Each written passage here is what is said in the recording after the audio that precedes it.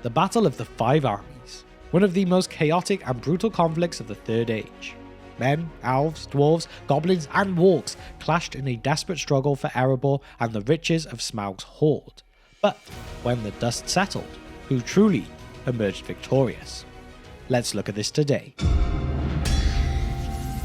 Build me an army worthy of Mordor.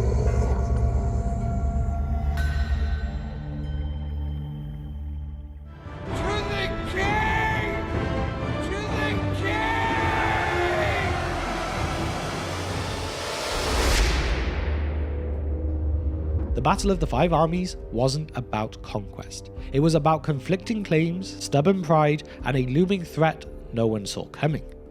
At the heart of it all was Thorin Oakenshield, now king under the mountain, but one unwilling to share Erebor's wealth.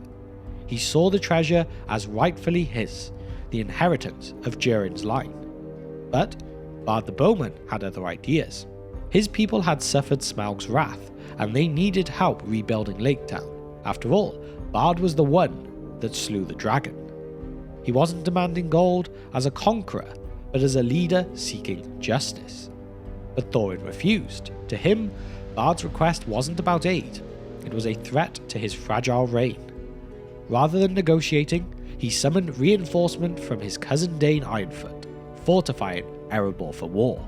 Then came the Elves. King Thranduil, already mistrustful of dwarves, marched on Erebor with his own forces. Though he too sought treasure once housed in Erebor, his presence only escalated tensions further. What had begun as a diplomatic standoff was now a powder keg, waiting for a spark. And that spark came, not from a dwarf, nor a man, nor an elf, but from the mountains themselves. As three armies stood on the brink of war, a far greater enemy emerged, an army of goblins and wargs, led by Bolg, son of Azog. They sought not gold, but domination. Had Smaug lived, they never would have dared, but now Erebor was ripe for the taking. In an instant, everything changed. The free peoples, divided by politics and pride, had to choose: continue their feud, or unite against a common enemy. The battle for treasure had become a battle for survival. And so, the five armies clashed, not over gold, but over the fate of the North. And the details of this battle are not important for today, but what happened next?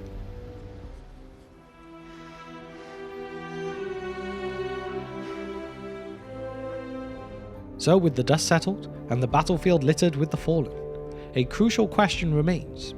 Who truly won the Battle of Five Armies? Was there a clear victor, or was this a battle where everyone lost something? From a political standpoint, the Dwarves of Erebor secured their homeland. With Smaug dead and the Goblin army defeated, Erebor could finally be reclaimed in full.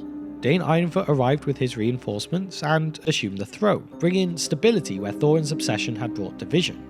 But while Erebor won the war, it lost something far greater: the House of Durin. Thorin, Fili and Kili were gone, leaving no heirs of direct lineage.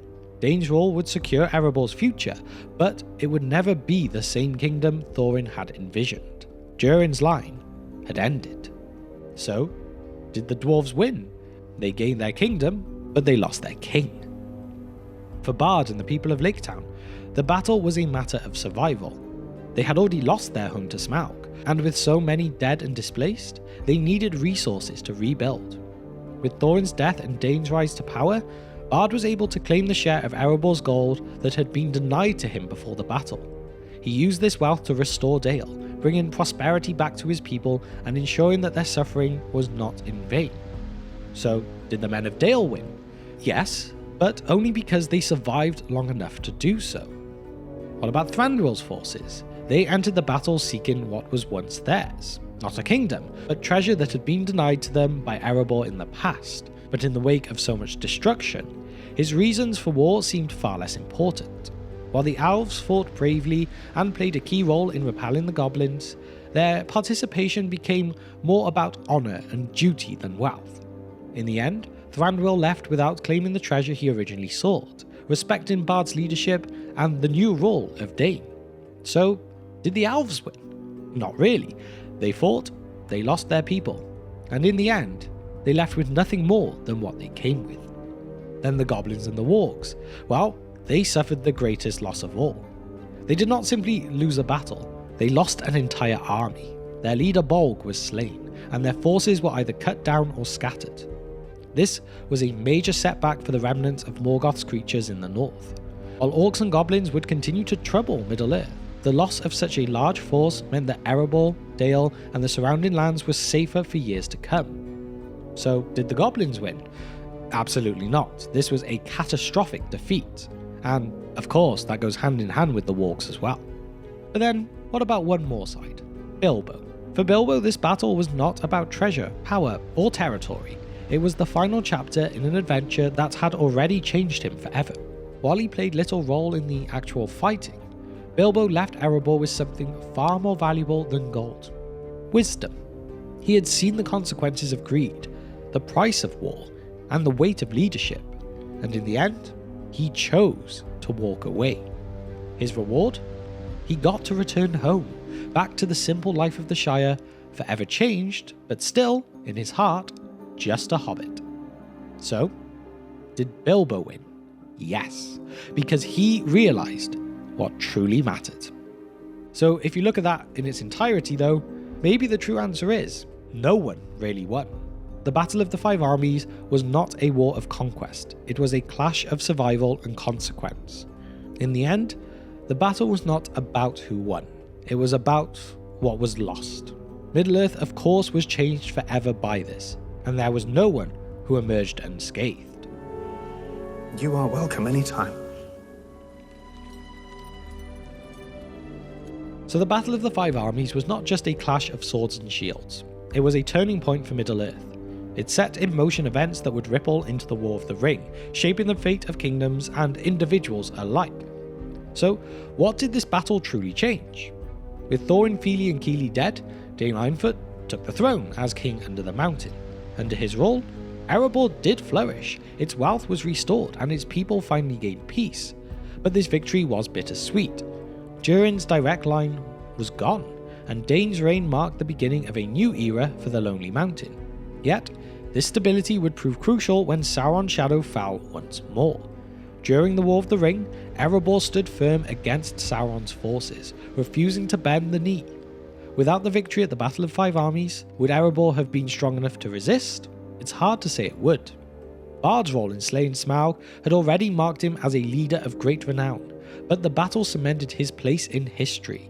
With the share of gold he rightfully claimed, he rebuilt Dale, restoring it to a thriving city once more. His rule brought prosperity to the region, and his people flourished in the years to come. But more importantly, Bard's leadership established a line of kings who would later stand against Sauron's armies. His grandson, King Brand, would lead Dale's forces in the Battle of Dale, one of the final conflicts of the War of the Ring. Without Bard's rise, would Dale have ever been so strong to resist the Dark Lord? Thranduil may have left Erebor empty-handed, but his actions during the battle solidified his role as a cautious, if not reluctant leader. He continued to rule Mirkwood, isolated from the world's greater conflicts, yet aware of the growing darkness. The Elves of Mirkwood did not seek conquest, nor did they interfere much with the affairs of men and dwarves. However, during the War of the Ring, Thranduil's forces played a key role in resisting Sauron's attacks in the north. Would this have happened had he suffered greater losses at Erebor, or did the Battle of the Five Armies make him even more reluctant to engage in the affairs of others? The destruction of Bolg and his army crippled the orc and goblin presence in the northern lands. While Sauron's power would rise again in the south, the north remained relatively stable thanks to this victory. Had the goblins succeeded, they might have turned the Lonely Mountain into a stronghold, giving Sauron a powerful ally during the War of the Ring. In this sense, the battle was a preemptive strike against a greater threat, preventing a further catastrophe. But did the Free Peoples recognise this victory in time to prepare for what was to come? Then of course, there's Bilbo. He may have played only a small role in the battle itself, but his experiences changed him in ways he could never have imagined. The war, the greed, the loss of friends, this all shaped the Hobbit who would return to the Shire, and more importantly, it set the stage for his greatest legacy. Without the Battle of the Five Armies, Bilbo might never have kept the One Ring. Without the ring, Frodo's journey would never have begun. And of course, without Frodo's journey, the fate of Middle-earth was probably going to be very different. So looking back, the Battle of the Five Armies was more than just a fight for gold or territory. It was a battle that secured the Free People's future. Erebor and Dale were restored, and goblins were defeated, and the seeds were planted for future alliances. But it also carried a heavy cost. That loss of Thorin, Fili and Kili left a scar on the Dwarves. The Elves, they remained distant, and the bonds between the Free Peoples, while momentarily strong, would still be tested in the years to come. And as for Bilbo, he walked away from it all, forever changed, carrying a small ring that would one day decide the fate of the world. And so, there we have it. Did anyone truly win the Battle of the Five Armies? The dwarves reclaimed their home, but at the cost of their king. The men rebuilt Dale, but only after immense suffering. The elves withdrew, having gained little but experience. The goblins were crushed, yet Sauron's war was still on the horizon. And Bilbo? Well, he may have won in the only way that mattered. He survived.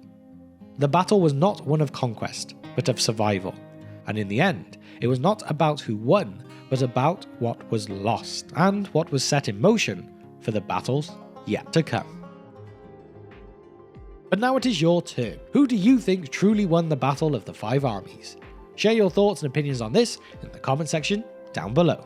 And along with this, if you would like to support the channel in other ways, please consider our Patreon. You can't always rely on YouTube itself, so this extra support will really help the channel stay strong and keep us getting that content out for you. But with that, thank you for spending just some of your time with me today, and I will see you next time on The Broken Sword.